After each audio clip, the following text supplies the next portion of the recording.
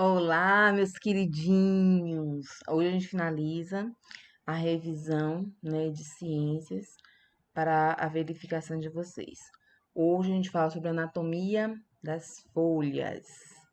Bom, a folha é um órgão da planta, né? Como eu falei na aula passada, assim como nós humanos temos o coração, o cérebro, o pulmão como órgãos, as plantas também têm órgãos.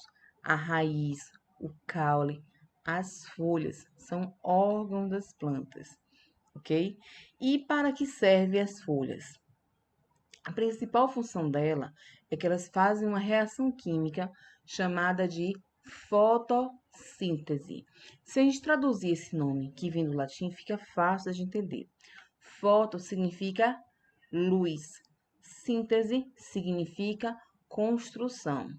É uma reação química em que as plantas vão produzir o próprio alimento na presença de luz. E o que ela produz? Ela produz açúcar, glicose. Então, esse alimento produzido pelas plantas ocorre através da reação química chamada de fotossíntese. Essa reação química ocorre nas folhas. Somente nas folhas, eu quero que você preste bem atenção agora. Existem alguns caules que são modificados e fazem fotossíntese, como é o caso dos cactos, tá? Então, quando você vê, por exemplo, uma palma, aquela parte verde, tá? Elas não são folhas, ela é um caule adaptado porque ele armazena água e lá também faz fotossíntese. E as folhas do cacto existem? Sim. Aquilo que nós chamamos de espinhos, na verdade, é uma adaptação das folhas. Ela reduz a sua laminação, o seu tamanho, para evitar a perda de água, porque uma outra função das plantas é a transpiração, tá? Então, o processo de troca de gases com o ambiente ocorre através das folhas. E aí vai uma dica interessante. Vocês que têm uma plantinha em casa, escolha um horário para regar as plantas, um horário que não seja tão quente. Porque se você regar em um horário quente, ela rapidamente vai perder aquela água por causa do processo de transpiração. Quanto maior a temperatura, maior o processo de transpiração. Então, se você for regar, é bom que você regue as plantas no início da manhã, ou no final da tarde, ou de noite também. Pode ser uma opção, tá? Porque vai reduzir o processo da transpiração, vai evitar que a planta perca água.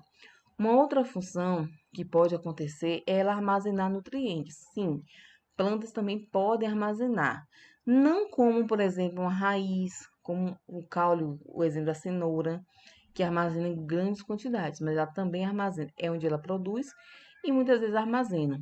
E ela também armazena pigmentos. O que dá a coloração verde nas folhas é um pigmento chamado de clorofila. Então, por conta desse pigmento verde, as plantas não, desculpa, as folhas possuem a cor verde. Ela pode desempenhar também a função de proteção e a função também de atrair polinizadores. Bom, principalmente na parte de baixo da folha, tem umas estruturas, que esse daqui ali, que nós chamamos de estômato, tá? Então, são estruturas, não é estômago, é estômato. Essa abertura aqui, ali, nós chamamos de ostíolo. E é através dessa abertura que os gases entram e saem das folhas. Sim, as plantas também respiram. Elas não têm um pulmão, mas elas possuem aqui ali o estômago, por onde o ar entra e também por onde o ar sai, tá? Então, é através dessas estruturas que ocorre a troca de gases com o ambiente. Se o ambiente estiver muito quente, haverá uma tendência maior em sair os gases, assim também como vai sair maior quantidade de água. As plantas, elas possuem algumas adaptações. Por exemplo, as gavinhas, que é o pode ser um caule modificado ou uma folha modificada para que essa planta ela fique tenha uma outra superfície como suporte. Então, o chuchu é o principal exemplo. Ele tem as gavinhas e ele consegue ir alcançando novos ambientes, se prendendo através das gavinhas em algum ambiente, tá? As brácteas, essas brácteas aqui, elas parecem pétalas, mas na verdade elas são folhas. E são folhas, olha que interessante, ela tá aqui, ela serve para atrair o polinizador. Geralmente quem tem essa função são as flores, mas aqui é uma folha modificada para atrair o polinizador. E as plantas carnívoras? As plantas carnívoras ela têm a função de defesa para as plantas. É uma adaptação das folhas para ela fazer isso, tá? Então, como eu falei para vocês, as galinhas são variações do caule das folhas e a função dela é prender as plantas em alguma superfície e usar como suporte. As brácteas, elas têm a função de atrair insetos e pássaros, ou seja, os polinizadores. E as plantas carnívoras têm as folhas modificadas e elas apreendem e digerem pequenos animais. Bom, anatomia da folha. Bom, botei duas imagens aqui, porque se vocês forem na internet, vocês vão ver duas situações, mas elas querem dizer a mesma coisa. Bom, de qual estrutura a folha é formada? A folha é formada, tá, por uma lâmina, tá? Essa lâmina também recebe o nome de limbo. É a folha propriamente dita, tá? Então, eu tenho aqui ali o limbo ou lâmina foliar. Entre aqui, ali, tem uma nervurazinha, a pessoa chama de o nervo da planta, tá? Aí eu tenho uma nervura central e observe que tem plantas que a gente não consegue visualizar a nervura secundária, nem todas a gente consegue observar. A base que sustenta a folha, tá? O pessoal chama de o pé da folha, mas tem o nome correto. O nome é pecíolo. Então, observe que as duas indicam o pecíolo.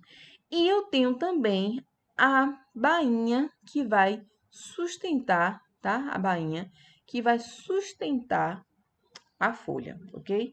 Em algumas plantas, não são todas, existem algumas folhas modificadas que nós chamamos de estípula. Não são todas as plantas que têm estípula, tá? Ok. As folhas também têm outras podem apresentar formas modificadas.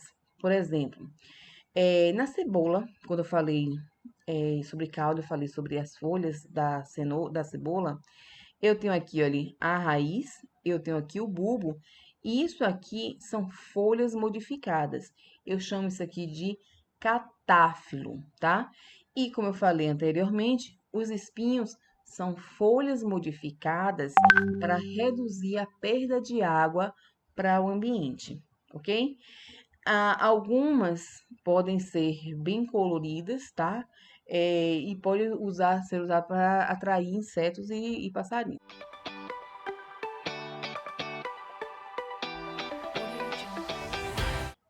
Bom, dando continuidade ao nosso assunto, agora falaremos sobre a raiz, tá?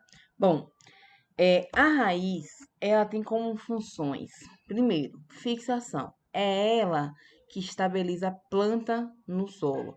É através das raízes que a planta consegue se fixar em um determinado ponto, uma determinada região, tá? E aí ela se fixa e ela consegue sustentar o caule e toda a planta. É através da raiz que ocorre a absorção dos nutrientes, né? A raiz ela absorve água, sais minerais, compostos nitrogenados. Inclusive, algumas raízes, elas fazem associações com bactérias e fungos também, e eles fazem a troca de quê? A planta fornece moradia e alimento para esses micro-organismos.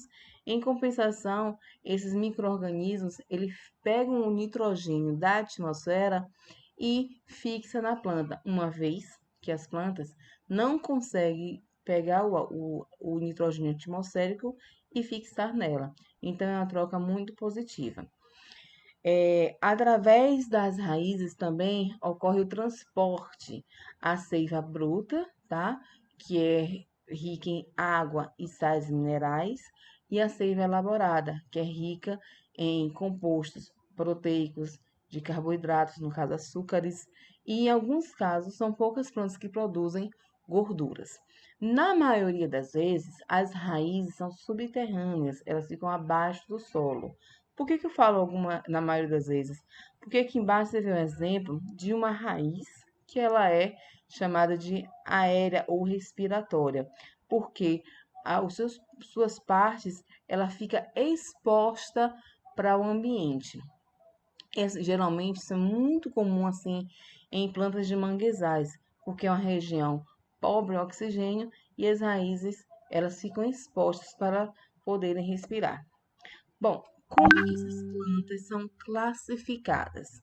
No caso, essas raízes, né? Elas são classificadas em fasciculadas, axial ou pivotante, adventícia, tuberosa, respiratória e sugadora. Vamos ver cada um desses? Bom, a fasciculada, ela é muito comum nas monocotiledôneas, por exemplo, o coqueiro, o milho. Ela tem várias raízes partindo de um mesmo ponto. Então, quando você vê essa raiz, ela tem um aspecto de emaranhado. É a raiz fasciculada. É o inverso da pivotante, que você tem uma raiz principal, um eixo central, tá? E pode acontecer partir ramificações, mas essas ramificações elas vão partir do eixo principal, tá certo? É muito comum nas árvores. Então, o abacateiro, né, uma árvore, ela tem uma raiz pivotante. O feijão é um exemplo de raiz pivotante, mesmo que não seja uma árvore. As raízes adventícias, elas são raízes que elas partem, né, do caule e formam as raízes expostas. Elas também vão dar suporte para a planta. Um exemplo muito comum é o milho. As raízes tuberosas, ela tem a função de acumular nutrientes, reservas, né? Aí a gente vai ver a mandioca, por exemplo, né? Que é um exemplo de raiz tuberosa. A raiz respiratória, aquelas que ficam expostas, tá? Ela também pode ser chamada de pneumatóforo. Isso ocorre, como eu falei anteriormente, principalmente em solos pobres em oxigênio. O manguezal é um exemplo que o solo ele é pobre em oxigênio, né? Então, é uma forma que a planta encontrou, uma adaptação, dela poder captar o oxigênio para a planta. E, por fim, as plantas sugadoras. Essas plantas sugadoras, elas se fixam. Aqui tá bem nítido, ó. Essa aqui, ele tá vendo? Aqui tá a planta. E observe que a raiz tá presa em outra planta. Aqui é uma planta parasita. Ela está utilizando os nutrientes de uma outra planta, sugando para sobreviver, tá? Então, esse tipo de raiz é uma raiz sugadora. Esse é o exemplo de uma planta parasita, ok? Fechamos então a parte sobre raízes.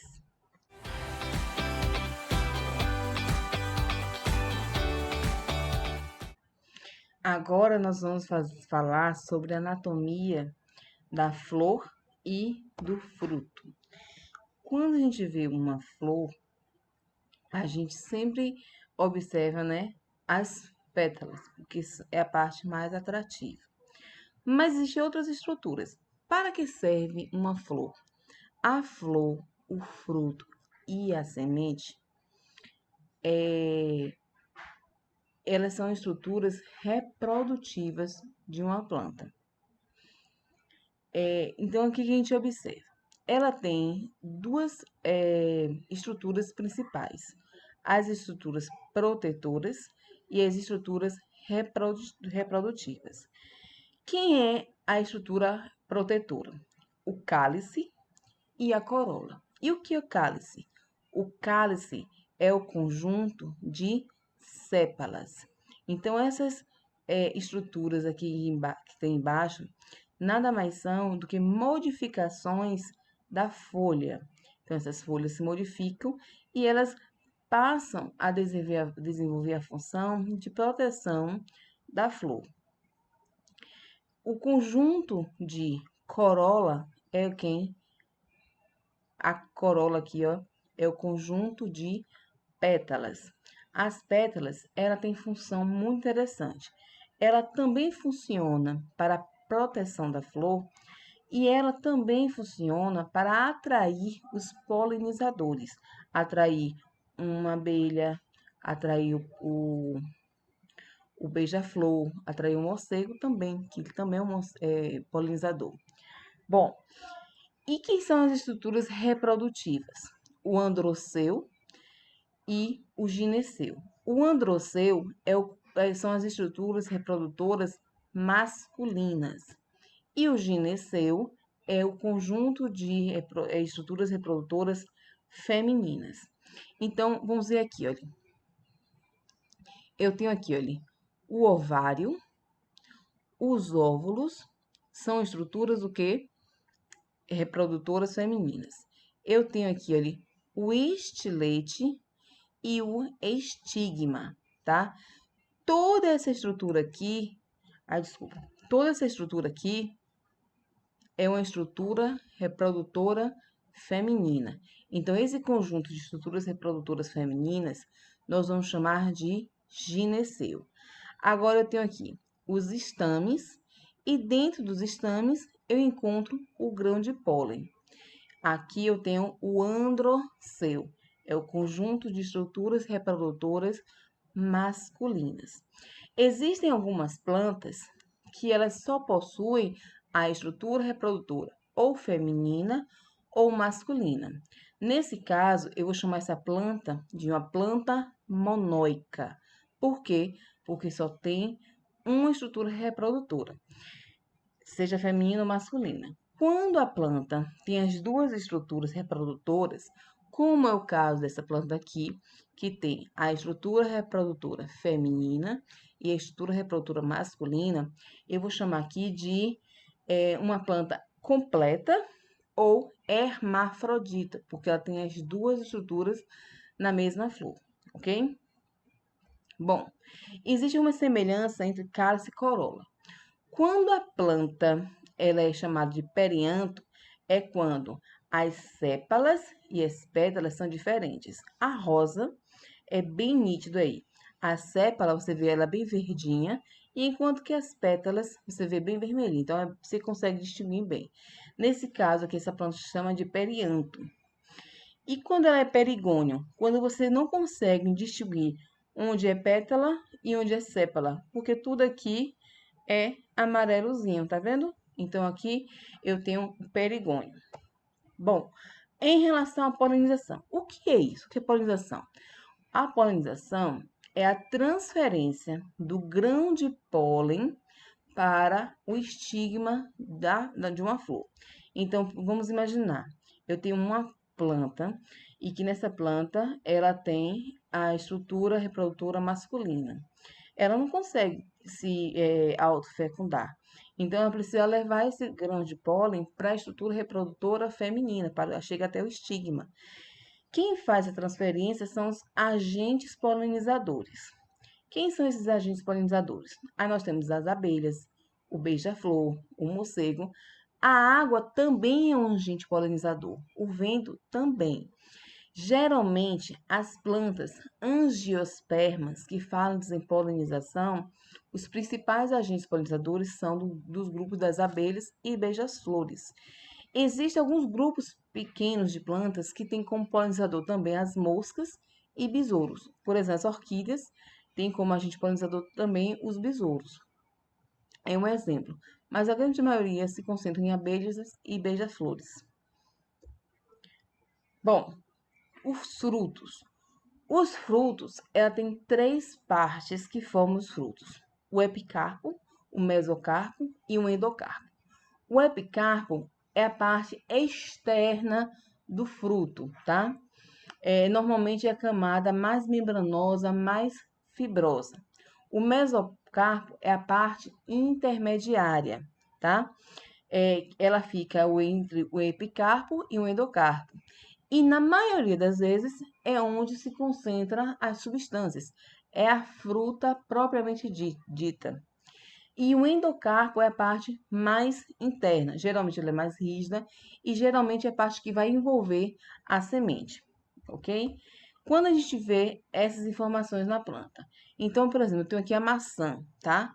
Então, o que eu observo aqui, olha, o mesocarpo, essa parte intermediária, que é onde a gente come. O epicarpo se concentra na parte mais externa e o endocarpo na porção mais interna, onde ela recobre as sementes. Mas quando a gente compara a fruta com a flor, eu pergunto para vocês, qual é a estrutura da flor que vai dar origem ao fruto? A estrutura da flor que dá origem ao fruto é o ovário, e é através dos óvulos que formam as sementes. Bom, como os frutos são classificados? Eles são classificados em frutos simples, quando os frutos ele vem do desenvolvimento do pendúculo, né? E aí, como tem um exemplo, o limão, a pera, o maracujá e o mamão. Pode ser composto, né? Aí, nesse caso, são frutos de origem do receptáculo de uma única flor, né? Porém, com muitos ovários, como, por exemplo, o morango. E eu tenho também os frutos múltiplos, que eu posso também chamar de infrutescência. Nesse caso, eu tenho vários pequenos frutos que se juntam, tá? Aí o exemplo comum, o abacaxi. O abacaxi, quando você vê por fora, cada gominho ali seria um abacaxi. Então, eles junto formam uma infrutescência, ok? E nós finalizamos aqui a nossa revisão para a verificação. Então, bons estudos, estude com calma, revisem, vai no livro, vai no vídeo, revolta e se tiver alguma dúvida, entre em contato comigo que eu vou sanar as dúvidas de vocês. Então, bons estudos